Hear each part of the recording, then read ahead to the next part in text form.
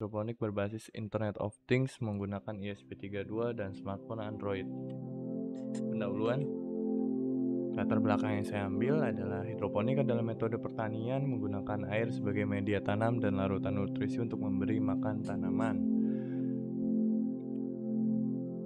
Rumusan masalah yang saya ambil, bagaimana cara mengambil data sensor lingkungan, tumbuh tanaman seperti suhu, kelembapan, pH air, dan kandungan nutrisi menggunakan microcontroller ESP32 sebagai hardware utama.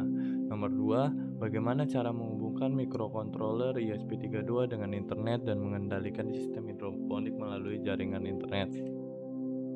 Batasan masalah 1. Sistem yang dikembangkan hanya akan mencakup pemantauan dan pengendalian lingkungan tumbuh tanaman seperti pH, air, suhu, kelembapan, dan konsentrasi nutrisi.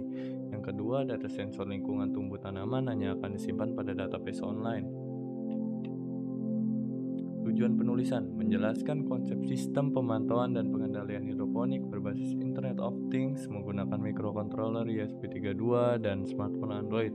Yang kedua, mempelajari cara menghubungkan microcontroller ESP32 dengan internet dan mengendalikan sistem hidroponik melalui jaringan internet. Manfaat penulisan, memudahkan pengguna untuk memantau kondisi lingkungan hidroponik secara real-time termasuk pH, suhu, kelembapan, dan nutrisi yang tersedia dalam sistem. Yang kedua, memungkinkan pengguna untuk mengendalikan pengaturan sistem hidroponik seperti mengatur kadar nutrisi. Landasan teori hidroponik. Hidroponik mempunyai 3 teknik dalam kegiatannya. 1. Teknik sistem FRS atau Floating Raft System. Ini melibatkan penggunaan wadah yang diisi dengan air dan nutrisi dengan rakit yang ditempatkan di atas air. Teknik NFT, Nutrient Film Teknik. Pada teknik ini digunakan lembaran tipis yang disebut gutter untuk mengalirkan air dan nutrisi melalui akar tanaman. Yang ketiga, teknik sistem drip atau drip irigasi. Metode ini melibatkan penyiraman nutrisi ke akar tanaman melalui penggunaan pipa yang disebut drip line. Internet of Things. Internet of Things diartikan sebagai jaringan yang dinamis dengan kemampuan dalam mengkonfigurasi sendiri berdasarkan komunikasi standar. Metodologi penelitian. Penerapan metode. Penelitian ini menerapkan metode pengendalian logika terprogram atau programmable logic control yang mengintegrasikan komponen perangkat keras dan perangkat lunak dengan menjalankan instruksi yang telah diprogram. Metode ini melibatkan 3 tahap utama, yaitu input, proses, dan output. Tahap input berfungsi untuk memberikan perintah yang kemudian diproses menggunakan logika program untuk menghasilkan output. Seperti ini alurnya, dari input, programming perangkat, yang ketiga langsung ke output perangkat. Rancangan pengujian dimulai dengan mengimplementasikan sebuah sistem yang menghubungkan ESP32 dengan berbagai sensor seperti pH, TDS meter, dan DHT sehingga memungkinkan koneksi langsung dengan perangkat Android. Seperti ini. Kondisinya kalau lebih dari 500 ppm kadar nutrisinya, pompa nutrisi akan mati. Kalau kurang dari 500 ppm, pompa nutrisi akan menyala. Rancangan basis data. Dalam pengembangan sistem monitoring dan kontrol hidroponik berbasis Internet of Things menggunakan microcontroller ESP32 dan smartphone Android dengan metode programmable logic control. Ini seperti ini database-nya. DHT isinya kelembapan, temperatur, ESP32 isinya true untuk menandakan kalau emang sudah nyala. Kalau nanti dia mati dia bakal false. pH air, ini pH isinya air, TDS, batas nutrisi, dan ppm. Rancangan alat. Ini rancangan alatnya. Di sini ada pH, ada TDS, nutrisi, ada relay, ada step down, aki, pompa, DHT, dan ESP32. Di sini menggunakan breadboard.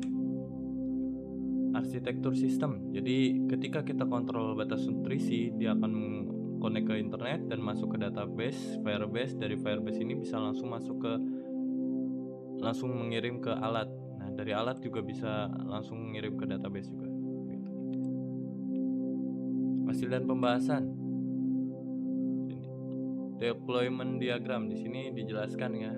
Ini kalau alur untuk mengontrol batas nutrisi dari pengguna ke Android, ke Firebase, ke ESP32, ke relay, diproses ESP32, dikirim logikanya ke relay, langsung ke pompa nutrisi. Implementasi metode, metode yang dipakai tadi yang sudah saya jelaskan itu metode programmable logic control yang melibatkan ESP32 dan smartphone Android dan berbagai sensor sebagai input. Flowchartnya seperti ini dari awal rangkaian mendapat daya nih, rangkaian nyala mendapat daya, sensor akan mengirim hasil data pada database. Yang ketiga langsung ditampilkan di aplikasi. Habis itu alat sudah bekerja sesuai perintah program. Ini alur flowchart dari kita ngatur batas nutrisi. Jadi ketika baru nyala dia langsung baca sensor TDS, habis itu ditampilkan di aplikasi. Setelah itu kalau menurut sistem batas nutrisinya kurang dari yang sudah kita tentukan, dia akan menyala sampai batas yang ditentukan, dia akan mati. Kalau batas nutrisinya sesuai sama yang kita tentukan, dia akan mati. Setelah itu semuanya akan ditampilkan pada aplikasi.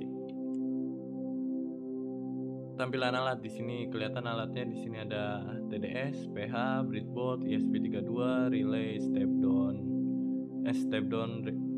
down, relay sama aki di sini, sama ada splitter di sini. Hasil pengujian seperti ini.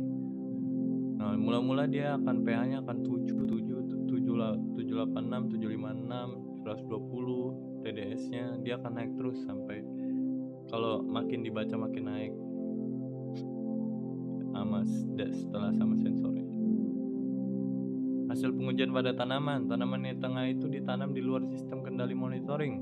Bisa dilihat, ini di dalam kendali monitoring, ini sebelumnya ini di luar kendali monitoring yang di tengah ini. Jadi pertumbuhannya jelas beda ya. Yang pakai ini nutrisinya sama rata, jadi tingginya sama rata.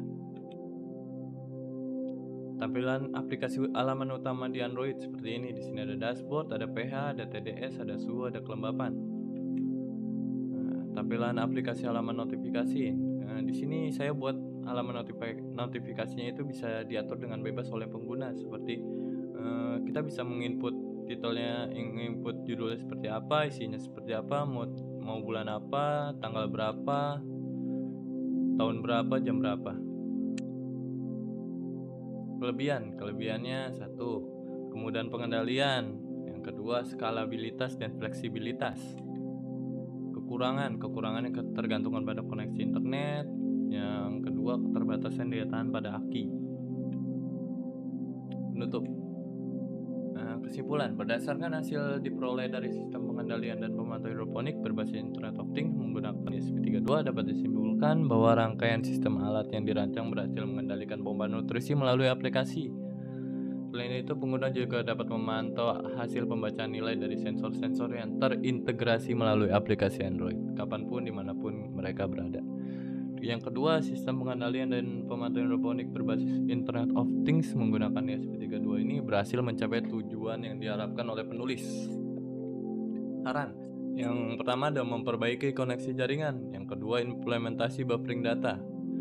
Menambahkan mekanisme buffering data pada ESP32 untuk menyimpan data sensor sementara jika terjadi keterlambatan pengiriman. Seperti itu. Terima kasih.